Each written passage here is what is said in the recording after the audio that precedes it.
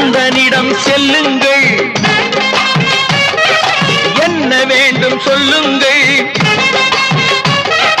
கந்தனிடம் செல்லுங்கள், என்ன வேண்டும் சொல்லுங்கள்.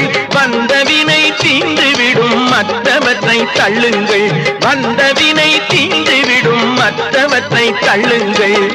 கந்தன் காலடியை வணங்கினால் கடவுள்கள் யாவரையும் வணங்குதல் போலே கந்தன் கந்தன் கந்தன் காலடியை வணங்குங்கள்.